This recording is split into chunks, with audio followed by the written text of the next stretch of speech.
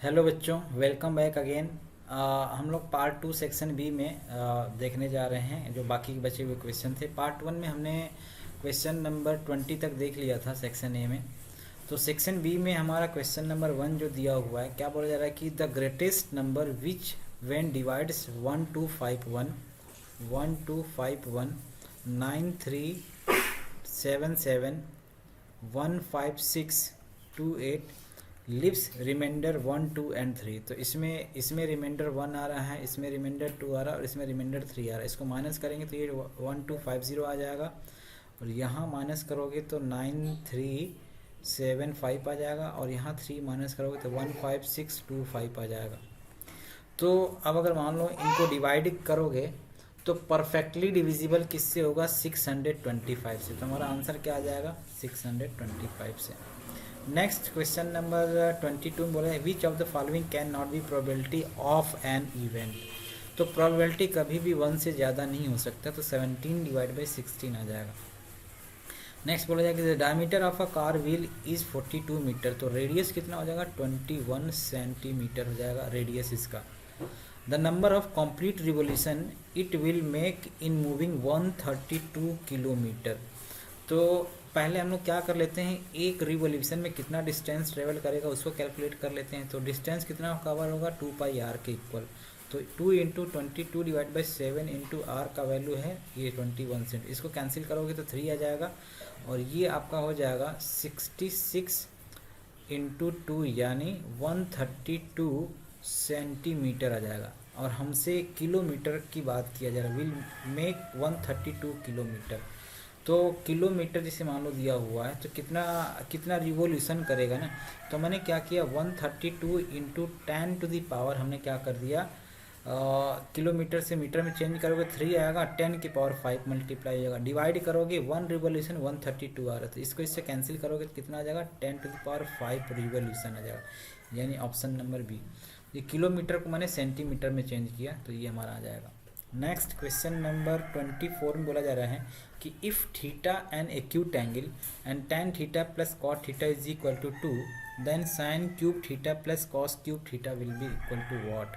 तो हमने क्या किया, इसको कन्वर्ट कर लिया sine theta upon cos theta plus cos theta upon sine theta is equal to मान लो 2 दिया हुआ। तो ये आप सॉल्व करोगे तो sine square theta plus cos square theta is equal to 2 sine theta cos theta, है ना। इसको आप एक साथ ला लिए तो sine theta sine square theta plus cos square theta minus 2 sine theta cos theta is equal to 0 हो जाएगा।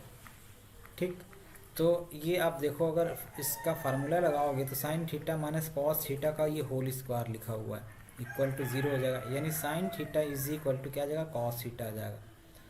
तो साइन थीटा और कॉस थीटा इक्वल है, इसका मतलब थीटा इज इक्वल टू क्या आ जाएगा? 45 डिग्री हो जाएगा। तो 45 होने का मतलब यहाँ आप रखोगे तो 1/√2 का क्यूब कितना हो जाएगा? 2√2 और यहाँ भी 1/2√2 आ जाएगा। मतलब क्या आ जाएगा? 1/√2 आ जाएगा। तो 1/√2 हमारा आंसर नहीं दिया हुआ, मतलब √2 से ऊपर नीचे मल्टीप्लाई करोगे तो ये हमारा आ जाएगा √2 डिवाइड बाई 2 हो जाएगा। ठीक, ऑप्शन नंबर सी। नेक्स्ट आ जाते हैं क्वेश्चन नंबर 25 में क्या बोला जाएगा? The ratio in which line 3x plus Y minus 9 equal to 0 divides the line segment joining the points 1 3 and 2 7। तो ये किस रेशियो में इस लाइन को डिवाइड करेगा, हमसे ये पूछा जा रहा है। तो मान लिया हमने इस लाइन का इक्वेशन लिख लिया। क्या लिखा? ये हमारा है इक्वेशन, एक लाइन है जिसका इक्वेशन दिया हुआ 3x plus Y minus 9 equal to 0। ठीक, divides the line segment joining the points. तो एक लाइन सेगमेंट इसको किस रेशियो में इस लाइन को डिवाइड कर रहा है, हमसे ये पूछा जा रहा है, मान लेते हैं। तो हम क्या करते हैं, इस पॉइंट को P मान लेते हैं जहाँ पे डिवाइड कर रहे हैं, है ना। तो अगर मान लो मैं क्या करता हूँ, यहाँ पे हमारा कोऑर्डिनेट दिया हुआ है 1,3 और इधर का कोऑर्डिनेट 2,7 दिया हुआ है। तो ये m रेशियो मान लो n में डिवाइड कर रहा होगा और इस p का कोऑर्डिनेट मान लेते हैं h, k है। ठीक, अब h, k है the ratio in which the line divides the line segment. तो लाइन सेगमेंट ये डिवाइड कर रहा है। अच्छा, एक चीज़ और, यहाँ पे अगर आप इसमें इस लाइन एच कॉमा पी से पास कर रहा है, तो ये भी इसको सेटिस्फाई करेगा। मतलब क्या हुआ, 3h प्लस के माइनस 9 इक्वल टू 0 हो जाएगा। ये इस लाइन को सेटिस्फाई करेगा। अब अगर ये सेटिस्फाई करेगा तो मैंने क्या किया, इसको ना यहाँ पे मैं लेमडा रेशियो 1 में ले लेता हूँ। लेमडा रेशियो 1 में लेने से हमारा चीज़ें थोड़ा सा आसान लगेगा और कुछ नहीं है। तो मैंने h का वैल्यू अगर मान लो कैलकुलेट करता हूँ, h का value in terms of lambda मान लो निकालता हूँ, तो क्या आएगा 1 into 1 plus 2 into lambda divided by lambda plus 1। और k का वैल्यू अगर आप कैलकुलेट करोगे तो क्या आ जाएगा 1 इंटू 3 यानी 3 प्लस लेमडा इंटू 7 यानी 7 lambda divide by lambda plus 1। तो h और k का वैल्यू आपने यहाँ पुट कर दिया, तो h और k का वैल्यू पुट कर दोगे तो 1 plus 2 lambda divide by lambda plus 1, और यहाँ आ जाएगा 3 plus 7 lambda divide by lambda plus 1। रख दो इक्वेशन ये वाले में पुट कर देंगे तो हमारा वैल्यू मिल जाएगा, यानी 3 इंटू एच का वैल्यू क्या है 2 lambda plus 1 divided by lambda plus 1, और k का वैल्यू है 7 lambda plus 3 divide by lambda plus 1 is equal to 9 है। तो हमने क्या किया, पूरे इक्वेशन में लेमडा प्लस 1 से मल्टीप्लाई कर दिया। अब मल्टीप्लाई कर दोगे तो क्या फ़ायदा होगा कि ये जो वैल्यू आपका है कुछ ऐसे आ जाएगा।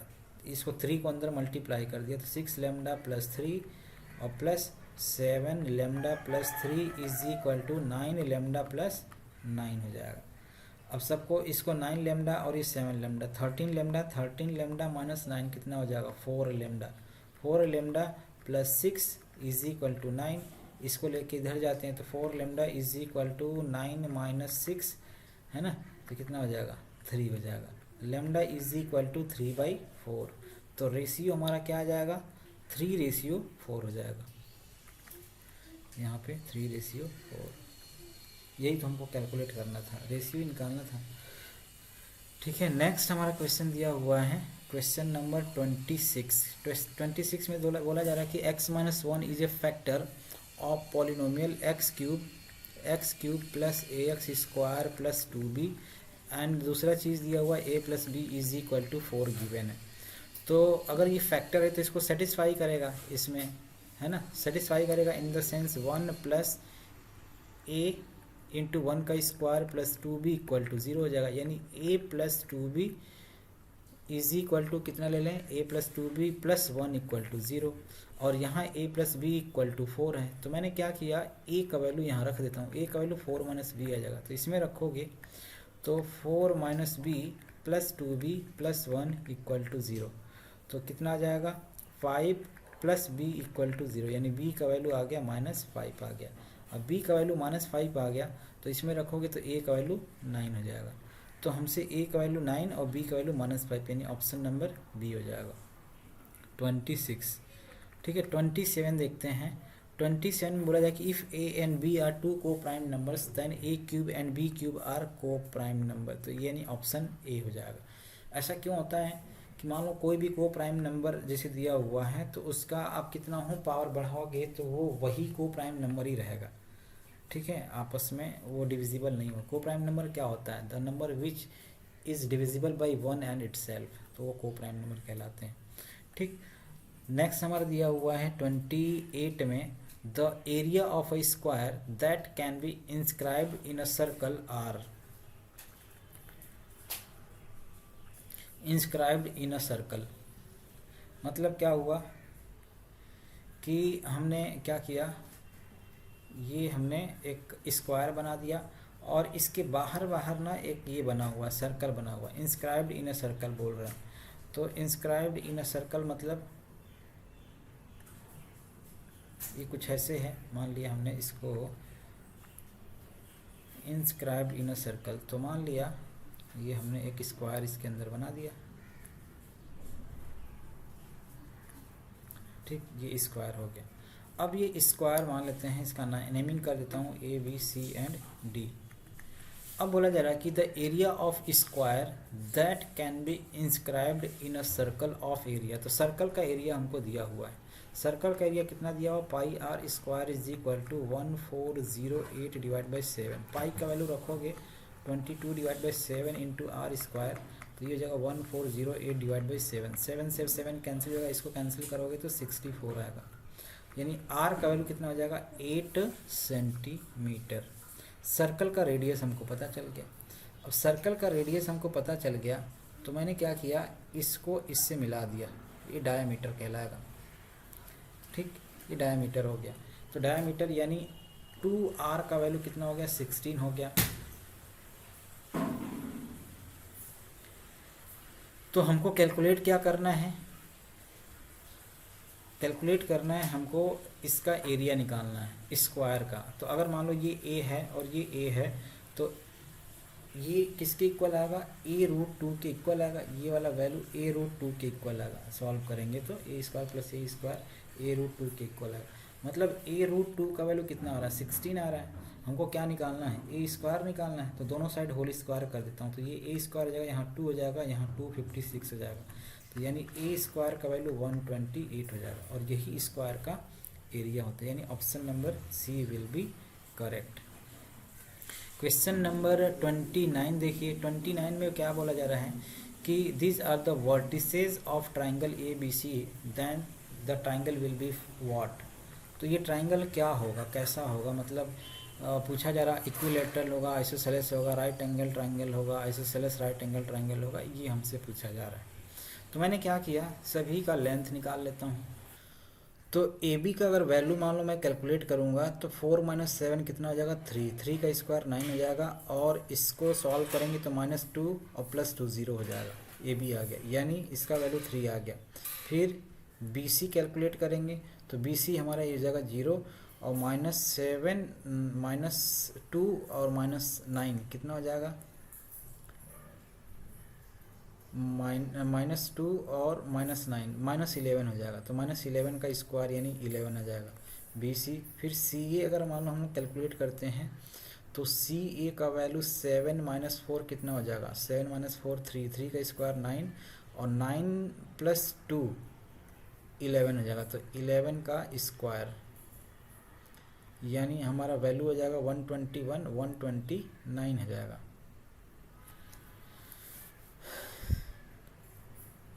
ठीक, 129 हो गया। तो अगर आप इसमें देखो, अगर आप ध्यान से देखो तो ये ए बी का स्क्वायर बी सी का स्क्वायर सी ए के स्क्वायर के इक्वल आएगा। 11 का स्क्वायर + 3 का स्क्वायर है ना, 121 + 9 कितना आ रहा है 130 आ रहा है। और यहाँ पे भी मैं यहाँ गड़बड़ किया हूँ, 130 आएगा, ये 130 आएगा, 121 + 9 130 आएगा। तो इसका मतलब ये हुआ कि ये क्या आ जाएगा, राइट एंगल ट्राइंगल आएगा। आइसोसेलेस लास्ट ऑप्शन भी दिया हुआ आइसोसेलेस, लेकिन आइसोसेलेस कहाँ दिख रहा है, एक 3 है, एक 11 है और एक √130 आ रहा है। तो फिर ये हमारा आंसर आ जाएगा। क्वेश्चन नंबर 30 के बारे में देखिए। क्वेश्चन नंबर 30 में दिया हुआ है कि if alpha beta are the zeros of the quadratic polynomial, तो then the value of k if alpha + beta is equal to 1/2 alpha beta. तो यहाँ देखो, अगर आप मान लो मैं यहाँ से इसको कैलकुलेट करूँ, x² - k + 6 × x + 2 × 2k - 1 दिया हुआ है मान लो। तो अगर मैं सम ऑफ रूट्स निकालूँ यहाँ से तो अल्फ़ा + बीटा का जो वैल्यू आएगा वो k + 6 आएगा और अल्फ़ा × बीटा का वैल्यू आएगा वो आ जाएगा 2 × 2k - 1 हो जाएगा। तो इसी इक्वेशन में पुट कर देता हूँ। तो k + 6 is equal to 1/2 × 2 × 2k - 1, 2 से 2 कैंसिल हो जाएगा। तो k + 6 का जो वैल्यू होगा वो हो जाएगा 2k - 1, इधर आ जाएगा तो k इज इक्वल टू 7 हो जाएगा। तो k का आंसर 7 हो जाएगा, answer option number B. Next दिया हुआ है कि if n is a natural number then 2 × 5n + 6n always ends with 2। आप n का वैल्यू 1 2 3 कुछ भी रखोगे तो जो लास्ट डिजिट आएगा वो 2 आएगा, आप रख के चेक कर सकते हो। 32 में the line segment joining P and Q is divided by the y axis in the ratio. तो y एक्सिस के द्वारा ये डिवाइड किएगा, मतलब x कोऑर्डिनेट क्या हो जाएगा 0 हो जाएगा। तो x कोऑर्डिनेट 0 ले लेंगे और y के ले लेते हैं। और p का कोऑर्डिनेट हमने ले लिया -3, 2 और q का कोऑर्डिनेट ले लिया 5, 7। ठीक, तो ये किस रेशियो में डिवाइड करेगा, मान लो λ, 1 ले लिया हमने। तो 0 is equal to -3 plus 5 lambda divide by lambda plus 1। तो यहाँ से सॉल्व करोगे, क्रॉस मल्टीप्लाई करोगे तो लेमडा का वैल्यू क्या आ जाएगा 3/5 आ जाएगा, यानी जो रेशियो होगा 3:5 हो जाएगा। नेक्स्ट 33 के बारे में क्या बोला जा रहा है कि if a cot theta plus b cosec theta is equal to p and b cot theta plus a cosec theta is equal to q है, तो p square minus q square का वैल्यू क्या होगा। तो मैं क्या करता हूँ, p स्क्वायर पहले कैलकुलेट कर लेता हूँ। p इसको होल स्क्वायर किया तो आपको मिला 2ab cot theta into cosec theta. फिर q स्क्वायर का वैल्यू अगर आप कैलकुलेट करोगे तो सेम आएगा b square cot square theta plus a square cosec square theta plus 2ab cot theta into cosec theta. अब हमको क्या करना बोला जा रहा है, P square minus Q square का वैल्यू निकाल लेते हैं। तो P square minus Q square अगर आप निकालोगे तो हमको क्या मिलेगा, यहाँ देखो ए स्क्वायर और ये ए स्क्वायर वाला टर्म से एक साथ लेते हैं तो क्या हमको मिलेगा, cosec cot square theta minus, पहले कॉमन लेता हूँ तो minus cosec square theta minus cot square theta हो जाएगा। और फिर जब बी स्क्वायर कॉमन लोगे तो यहाँ से भी cosec square theta minus cot square theta आपको मिलेगा और ये दोनों टर्म्स कैंसिल हो जाएंगे। तो क्या मिलेगा, cosec square theta minus cot square theta का वैल्यू 1 होता है, यानी minus A square plus B square हमारा वैल्यू मिलेगा, यानी option number B is correct. ठीक, 34 की अगर मान लो मैं बात करूं तो इसमें क्या दिया हुआ कि the perimeter of a circle is half to that of a square. तो पेरीमीटर ऑफ सर्कल मतलब क्या होगा, 2πr का जो वैल्यू दिया हुआ है वो किसके इक्वल है, if the perimeter of a circle is half to that of a square. ठीक है, तो पेरीमीटर यानी सरकमफरेंस और हमसे पूछा जा रहा है स्क्वायर का पेरीमीटर। तो स्क्वायर का पेरीमीटर मान लो अगर स्क्वायर का साइड्स का लेंथ ए है तो उसका पेरीमीटर ये हो जाएगा। तो 2πr का जो वैल्यू होगा वो किसके इक्वल आएगा, 2a के इक्वल आएगा। 2 से 2 कैंसिल हो गया और तो a का वैल्यू क्या आ जाएगा, πr के इक्वल आ गया। ठीक, हमसे पूछा क्या जा रहा है, हमसे पूछा जा रहा है कि the ratio of the area of the circle यानी πr square to the area of the square, square का एरिया ही हो जाएगा। तो अगर मान लेते हैं हम r/a का वैल्यू निकालें तो वो किसके इक्वल आएगा, 1/π के स्क्वायर के इक्वल आएगा। तो हम यहाँ रख देते हैं पाई इंटू r/a का स्क्वायर, तो वो किसके इक्वल आ जाएगा, r/a का स्क्वायर किसके इक्वल है, 1/π स्क्वायर के, कैंसिल हो जाएगा, यानी आपका आ जाएगा 1/π। पाई यानी किसके इक्वल, 22/7 होता है, 7/22 हो जाएगा। तो 7/22, option number D is correct. ठीक, नेक्स्ट देखिए क्वेश्चन नंबर 35। और dice is rolled twice, the probability that 5 will not come up either time is, यानी 2 बार उछाला जा रहा है और दोनों बार इस डाइस में 5 ना आए। तो इसका मतलब ये हुआ कि देखो 5 आने का प्रोबेबिलिटी निकाल लो बस आप। तो 5 प्रोबेबिलिटी अगर मान लो आप इससे ऐसे निकालते हो 1 1 1 2 1 3 1 4 1 5 एंड 1 6। ठीक, ये ऐसे आएगा, ऐसे ही 2 1 2 2 और फिर इसके बाद एक जगह आएगा ये 5 1 5 2 5 3 एंड सो ऑन 5 6 तक। तो यहाँ के सारे टर्म्स और सभी में से यानी यहाँ पे 6 टर्म्स और बाकी सब जगह यहाँ पे ये वाला टर्म्स, यहाँ पे भी एक 2 5 आएगा, 3 5 आएगा, 4 5 आएगा और 6 5 आएगा। तो वहाँ पे एक एक टर्म्स आ जाएंगे। तो यानी 6 टर्म्स यहाँ पे और बाकी जगह 5 टर्म्स, तो 6 5 11 हो गया। तो 11 टर्म्स क्या होना चाहिए, नहीं आना चाहिए। तो बचा कितना, 25 टर्म्स 36 में से, तो 25/36 हो जाएगा, ऑप्शन डी। ठीक, 36 देखिए, 36 में बोला जा रहा है कि 36 में बोला जा रहा है कि the LCM of 2 number is 2400, which of the following can not be their HCF। तो 24 के फैक्टर में आपका 300 भी आ जाएगा, 400 भी आ जाएगा, 500 नहीं आएगा। तो इसका मतलब ये हुआ कि हमारा आंसर क्या आएगा, 500। 500 इज़ द करेक्ट आंसर। फिर 37 में क्या बोला जा रहा है कि ये आपका दिया हुआ है, शेप दिया हुआ है, इसमें x का वैल्यू दिया हुआ 8, z का वैल्यू दिया हुआ 6, तो हमसे y पूछा जा रहा है।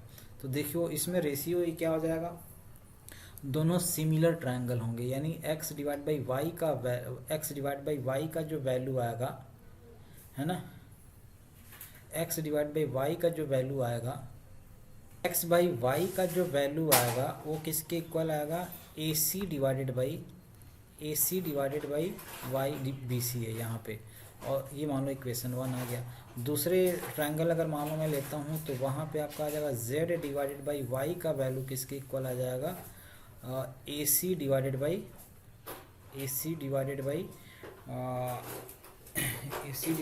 AB के इक्वल आ जाएगा। AC डिवाइडेड बाई, क्योंकि बड़ा ट्रायंगल ले रहे हैं फिर छोटा ट्रायंगल ले रहे हैं, तो छोटा ट्रायंगल में ये हमारा AB आ जाएगा। ठीक, ये इक्वेशन 2 हो गया। अब देखो इसमें आपके सारे वैल्यूज़ कुछ दिए हुए हैं, क्या क्या दिया हुआ है, x दिया हुआ और z दिया हुआ है। दोनों इक्वेशन को मैं डिवाइड कर लेता हूँ। डिवाइड करूँगा तो हमको क्या मिलेगा, x by Y divide by Z by Y, Y से वाई कैंसिल हो जाएगा, हमको AC डिवाइडेड बाई, यहाँ पे AC divide by BC divide by AC divide by AB मिलेगा। तो AC से AC कैंसिल हो जाएगा, क्या मिलेगा, AB डिवाइड बाई BC मिल जाएगा।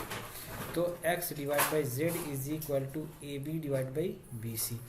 अब x और z दिया हुआ है हमको, और AB का वैल्यू और BC का वैल्यू नहीं पता, हमको क्या निकालना है, y का वैल्यू। तो एक काम करते हैं, x और z का वैल्यू हमारा दिया हुआ क्या चीज़, 8 दिया हुआ है और 6 दिया हुआ है, इन दोनों में +1 कर देता हूँ।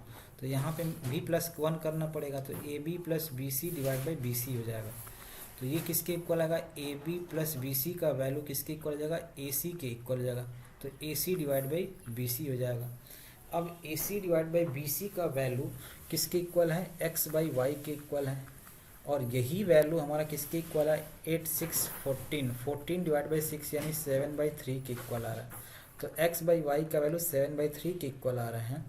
तो x का वैल्यू आपको ऑलरेडी दिया हुआ है यहाँ पे, 8 by Y is equal to 7/3, multiply कर लो, y is equal 7y is equal to 24, तो y इज इक्वल टू हमारा क्या आ जाएगा, y divide by y is equal to 24/7।